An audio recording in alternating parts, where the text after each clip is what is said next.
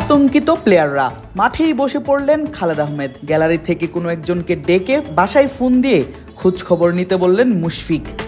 Irish অধিনায়ক Andrew বালবির্নির মাকেও দেখা গেল আতঙ্কিত হয়ে ছাড়ছেন গ্যালারি। শুধুই কি তাই, ড্রেসিং রুম ছেড়ে বেরিয়ে এসেছেন আইরিশ ক্রিকেটাররা। তাদেরকেই দেখা গেল বেশি আতঙ্কগ্রস্ত, কেননা আয়ারল্যান্ড দলের অনেকেই জীবনে প্রথমবারের মতো অনুভব করলেন কেমন অনুভূত হয় ভূমিকম্প।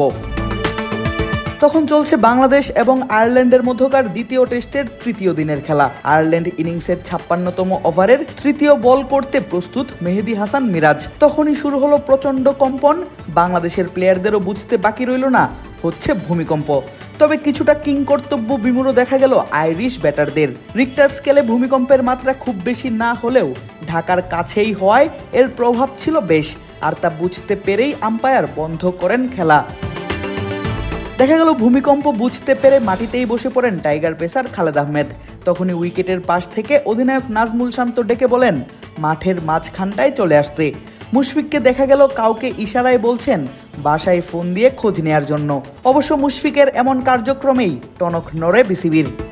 টেস্টে খেলতে থাকা সব ক্রিকেটারের বাড়িতেই ফোন দিয়ে নেওয়া হয় খোঁজ খবর। লিটন, শান্ত, মিরাজদের আশ্বস্ত করা হয় সবাই আছেন ঠিকঠাক। তবে ভূমিকম্পটা সব থেকে বেশি নাড়িয়ে দেয় আয়ারল্যান্ড দলের ক্রিকেটারদের।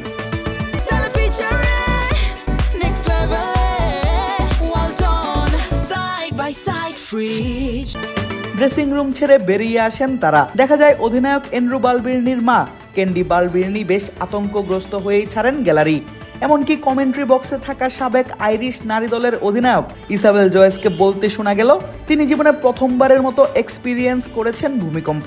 অনেকের মনেই প্রশ্ন জাগতে পারে, এত বয়স হয়ে যাওয়ার পরেও কেন আইরিশরা জানেন না ভূমিকম্প কেমন হয়? কারণটা খুবই সাধারণ।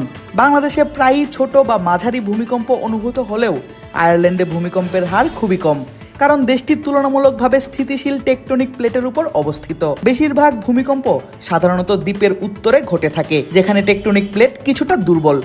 সর্বশেষ 1984 সালে আয়ারল্যান্ডের পূর্ব উপকূলে কিছুটা ভূমিকম্প অনুভূত হয়েছিল, যদিও তার প্রভাব খুব বেশি পড়েনি মূল উপকূলে।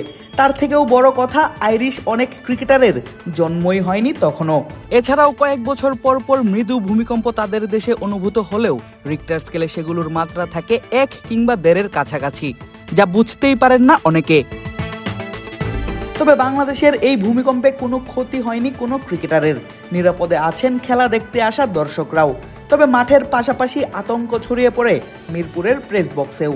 ভবন থেকে নেমে খোলা স্থানে চলে আসেন সাংবাদিক, ভিডিও সাংবাদিক এবং নিরাপত্তার দায়িত্বে থাকা কর্মীরা। তবে 3 মিনিটের বিরতির পর আবারও শুরু হয় খেলা।